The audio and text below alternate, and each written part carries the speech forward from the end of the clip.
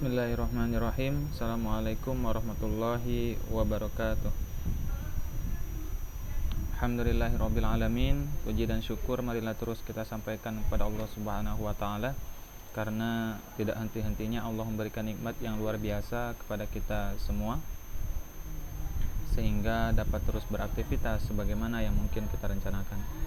Walaupun kadang-kadang ada hal-hal yang terjadi di luar rencana kita, tapi yakinlah bahwa yang terjadi itu merupakan yang terbaik dari Allah Subhanahu wa taala. Kemudian bersyukur juga kita kepada Allah, sehingga sampai pada saat ini, sampai pada hari ini kita masih diberikan Allah kesempatan, kenikmatan, terutama nikmat sehat. Nikmat sehat dari wabah yang saat ini sedang melanda dunia, khususnya di Indonesia, yaitu wabah COVID-19.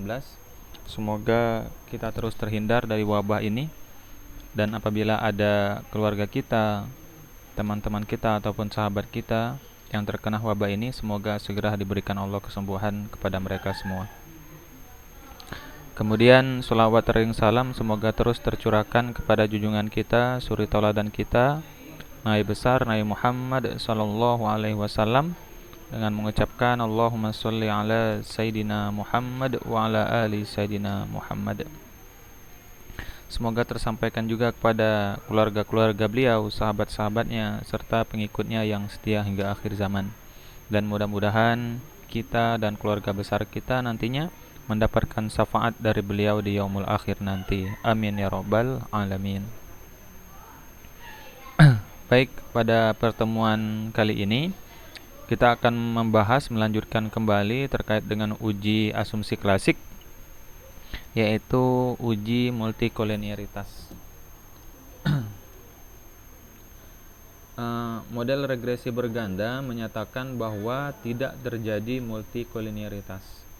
Uji multikolinearitas bertujuan untuk menguji apakah dalam model regresi terdapat variabel independen atau variabel bebas atau variabel X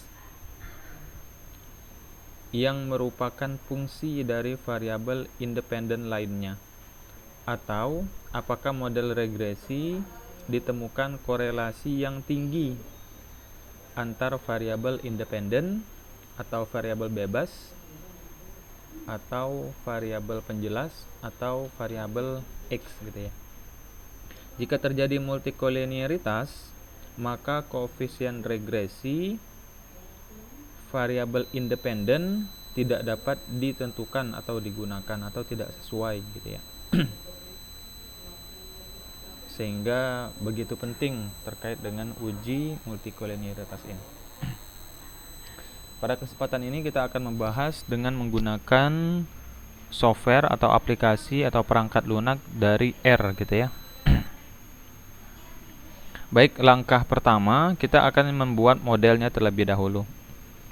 Jadi model yaitu model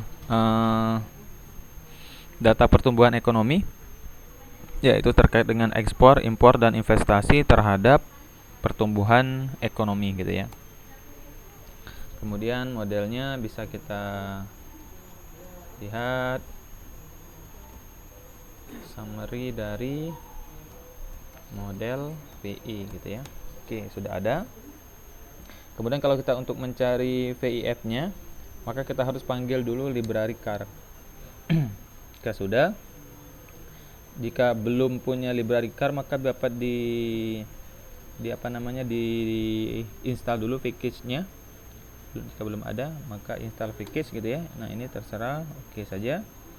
Kemudian cari nanti car gitu ya, CAR. Oh baik, ini sepertinya belum terkoneksi ke internet, karena dia harus ada jaringan internet.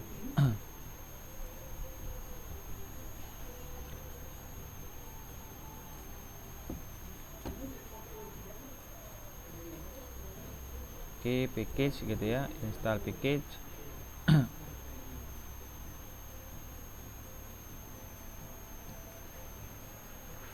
Nah, oke, sudah ini. Nah, sekarang silakan cari car gitu ya. Karena saya sudah, maka saya tidak menginstalnya lagi. Ada di sini car.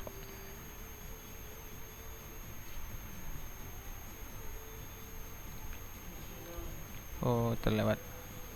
Nah, ini ya car. Oke. Kalau nanti sudah, maksudnya tekan car-nya lalu lakukan oke. Kalau tadi karena saya cancel karena saya sudah ada aplikasi atau package-nya gitu ya. Kemudian kita mencari nilai PIF-nya. PIF-nya yaitu PIF model PE. Nah, nilai PIF-nya itu ada 6,0267, 0,63 aja kita anggap gitu ya. Untuk ekspor nilai PIF-nya yaitu 6,03, sedangkan untuk impor itu 8,19 gitu ya, 8,19 kita bulatkan. Untuk investasi 2,03 gitu ya. Itu nilai PIF-nya. Kemudian kita akan mencari korelasinya juga. Misalnya kita mau cari korelasinya. Oke, ini saya panggil karena saya sudah pernah mencari.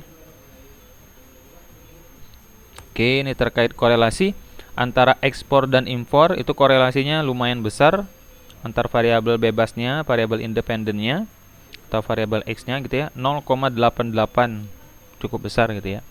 Kemudian jika kita mau melihat ekspor dan investasi, saya sudah pernah cari juga. Ini ekspor dan investasi 0,324, 32 tidak terlalu besar. Kemudian terkait dengan impor dan investasi, misalnya kita mau mencari, itu 0,58, cukup besar juga. Tapi yang paling besar adalah korelasi antara ekspor dan impor, yaitu 0,88. Jadi cukup besar gitu ya. Kemudian kita lihat juga di sini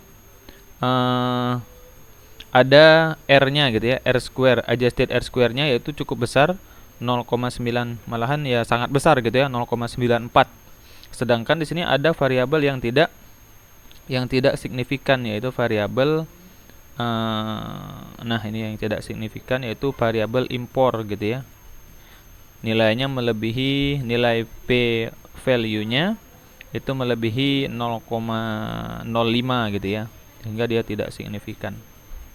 Nah, pada uji multikolinearitas ini ada tiga hal gitu ya.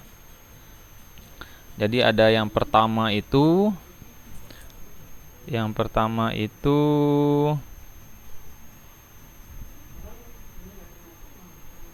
Oke. Yang pertama itu dari sebentar. Dari nilai adjusted R square-nya. Adjusted R square. Kalau kita lihat di sini nilai adjusted R square-nya yaitu, jadi ini mungkin agak kecil kalau terlihat dari HP gitu ya, atau dari handphone. Baiknya emang melalui laptop langsung menyaksikan video ini gitu ya. Jadi jika adjusted R square-nya, di sini ada deteksi uji multikolinearitas. Jika nilai adjusted R square-nya melebihi 0,6 atau tinggi, tetapi hanya sedikit variabel independen yang signifikan, atau ada variabel yang tidak signifikan gitu ya. Nah, kalau di sini ya cukup besar gitu ya, besar, malahan sangat besar. Adjusted R square-nya itu 0,94. 944 itu 94% gitu, sekitar 94%. Dapat menggambarkan dari keragaman dari variabel dependen gitu ya. Artinya sangat besar sekali kemampuan dari model ini. Nah, ini tapi ada variabel yang tidak signifikan katanya. Yang tidak signifikan ini ada indikasi gitu, terindikasi terjadi multikolinearitas. Kemudian berdasarkan yang kedua, yaitu berdasarkan pada nilai VIF ini ya, nilai VIF ini nilai toleransi. Oke, nilai VIF. Jika nilai VIF-nya lebih dari 10. Nah, ini nilai VIF tadi sudah kita cari.